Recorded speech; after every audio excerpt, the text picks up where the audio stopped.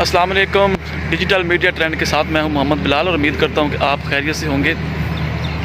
तो फ्रेंड्स, आज का बेसिकली जो मेरा ब्लॉग होगा वो होगा कि हमें हर सूरत अल्लाह रब्बुल इज़्ज़त के जो बंदे हैं उनसे मोहब्बत करनी चाहिए, उनसे प्यार करना चाहिए। और हसद और बुग़्ज़ जैसी जो बुराइयां हैं वही हमारे लिए जो हमें अल्लाह रब्बुल इज़्ज़त रिज़्क़ देता है उसमें कमी का बायस बनती हैं। इसके साथ ही मुझे अशफ़ाक़ अहमद जो कि उर्दू के बहुत ही बड़े अदीब हैं, उर्दू राइटर थे, उनकी एक तहरीर याद आ गई है कि वो लिखते हैं कि मैंने बाबा जी से कहा कि अल्हम्दुलिल्लाह अल्लाह रब्बुल इज़्ज़त ने मुझे बहुत कुछ दिया है, गाड़ियाँ हैं, बैंक बैलेंस है और लाइफ भी बड़ी अच्छी गुजर रही है। तो बाबा जी ने कहा कि बेटा आप किसी को ठूंगे नहीं मारते हो। तो मैं बहुत हंसा, मुस्कराया। मैंने कहा कि बाबा जी ये जो ठूंगे हैं इनका थोड़ा सा मुझे मतलब समझा दो कि आपने किस लहजे से कहा है कि ये ठूंगे आप जो है नहीं मारते हो। तो वो कहने लगे कि मेरी वालदा साहबा ने एक मुर्गा पाल रखा था और वो डेली इसको दाना डालती थी।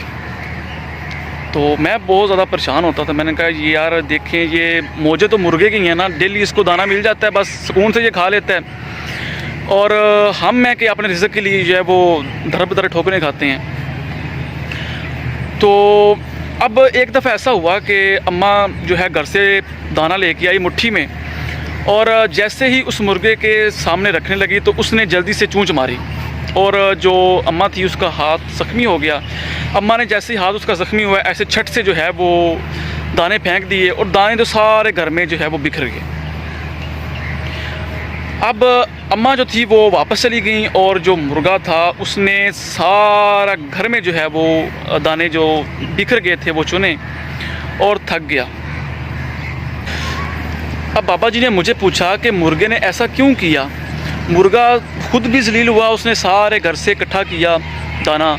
अगर वो ना चूंच मारता तो दाना इकट्ठे ना करता। तो मेरा भी यही जवाब था। मैंने कहा बाबा जी ये मुर्गे की गलती थी। मुर्गे ने जैसे ही चूंच मारी और वालदा साहब का हाथ ज़ख्मी किया और वो जो है वो उसने सारे घर से दाने इकट्ठे किए।